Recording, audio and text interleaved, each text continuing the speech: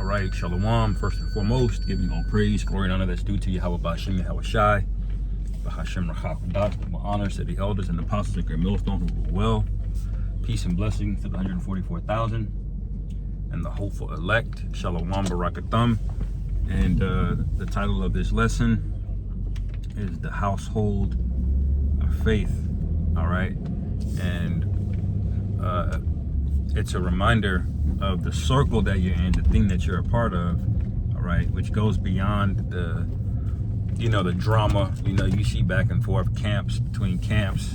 You may have certain doctrines between doctrines, all right. Some people are split on Northern Kingdom and Southern Kingdom. Are they Negro only? Are the Hispanics part of it? All of these different things are various divisions, and outright stumbling blocks.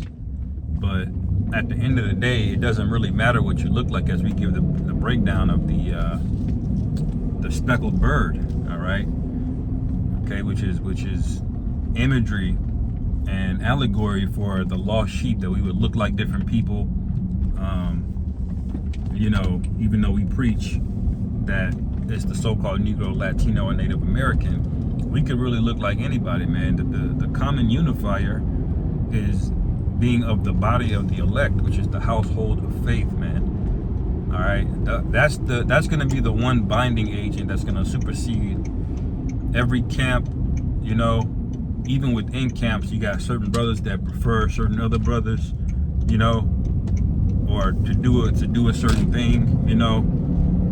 You got different habits, but when all hell breaks loose, when the Most High returns and He sends His Son, and all the things that come along with Yahweh Shai's return, which are the plagues, which are the missiles, which are the time of great trouble, the household of faith is going to be the thing that unifies, that sticks together, man. We were going into this a bit in camp this past weekend. These migrants that crossed the border, all right, he says there's over 40, maybe 50 million of them, all right, and they're all aggregated around Texas and the Chicago area, all right. Now, there's going to be a lot of division among that, but ultimately, man, we're all going to come together, man, and the key denominator in all of that is faith through Yahweh Shai and what He's done and is getting ready to do, man, all right.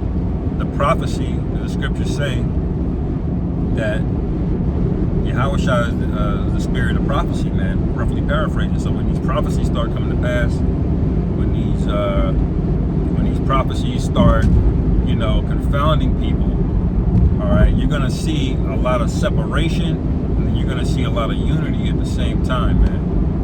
Where one thing is fractured, another thing is mended together, And so we've been divided in all kind of different ways, man. Black, brown, Democrat, Republican, English, Spanish, all different manner of ways, but the Most High is going to unify us, man. And if you're a part of that number,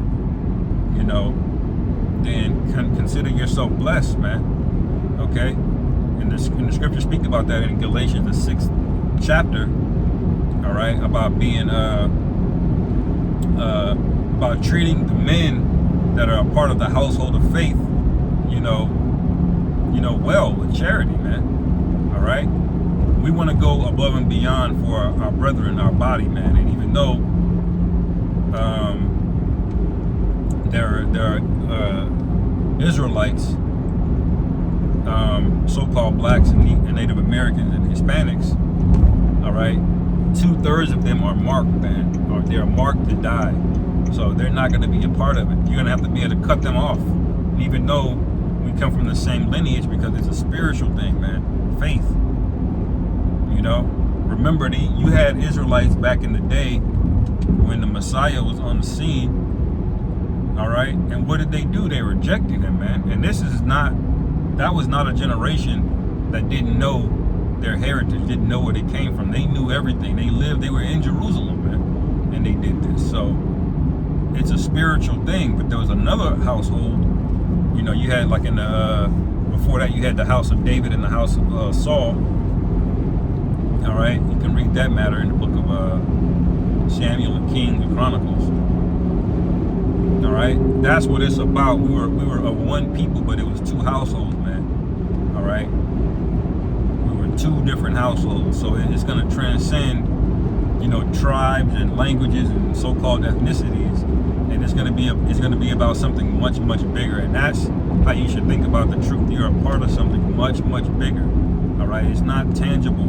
Okay, it's not about who got enough titles or what camp you were in, or how many precepts you know, or how many lessons you did, or how many years you've been going out on the highways and byways, man. The scriptures speak about that in Matthew, that we're all going to get, the same penny. All right, that penny represents the kingdom of heaven. Now, when we get in the kingdom, men will be rewarded in the kingdom according to their works. But even the men that have very little works, man, he's still going to get that penny, and that's an honorable way to escape the judgment, man. All right, you don't want to escape through the second death, all right, where the Most High has to let you get caught up in this nonsense that's getting ready to happen, all right, and then ultimately you get hit with missiles, so you can be an Israelite, all right, but not be of the house, man. All right, that's why the scriptures say not all of Israel is of Israel. Okay, and people don't understand that. Christians trying to break that down to where, there are heathen that could be grafted in to becoming the promise that was given to Jacob. No, that was given to the seed and lineage of Jacob, man. No other people got that. The Most High didn't pivot. He didn't change his mind. He didn't add anybody else into it. Okay. And in the book of Isaiah, he straight up condemns every other nation. So why would he come back around and make them a part of the covenant? Anyway, that's the unifying factor, man. All right, you don't need a unity camp amongst all of these different camps, man. The Most High didn't ordain that. The Most High is going to be the unifier, man. He's going to unify us. Okay, the Redeemer of Israel, he's going to do the unifying. You can't take it upon yourself and say, I want to did this camp and that camp and that camp. And we all going to come together, to make a statement, man. The Most High don't need you to make a statement, man. All right? Prophecy is going to make the statements for us, man. And you notice the same guys that are in that want to make a statement spirit by rubbing elbows with celebrities, by wanting to go to all of these major events, by wanting to do this show of force, by doing these big marches or unifying. Those are the same individuals that like to flaunt, weapons and things of that nature, because their faith is not really on the level, man. They're gonna get carnal prematurely, all right, and Esau is gonna be justified and sweeping them up, because Esau is gonna sweep through y'all, man. He is. You know why? You know how I know? Because the Most High ordained him. The Most High gave him that sword. Okay, and here you are standing in rebellion against your power to make a statement to a bunch of people that don't matter, man. If these people of the world, listen, man, they're all gonna die. Okay, if you're not of the elect and you're in America, you're gonna die. That's the thing you gotta wrap your head around, man. All right, that's why you gotta see things spiritually, man. All right, that's why you can't get caught up on things like skin color and what camp you're in. All right, now we believe people predominantly of the Great Millstone are men of the Lord, but you got spies and agents everywhere, man. You can't be naive. Esau wants spies everywhere. He wants everybody, man. All right, so keep these things in mind. All of these borders, these lines that have been drawn across various different ways you can look at people and look at things. There's one household of faith, man. All right, and that's the elect. Okay. So I'll end it there. Lord willing, this is edifying. Call Halal Yahweh Bashim Yahweh Shai Bahashim Rakafadash. Shalom. Kwam Yasharom.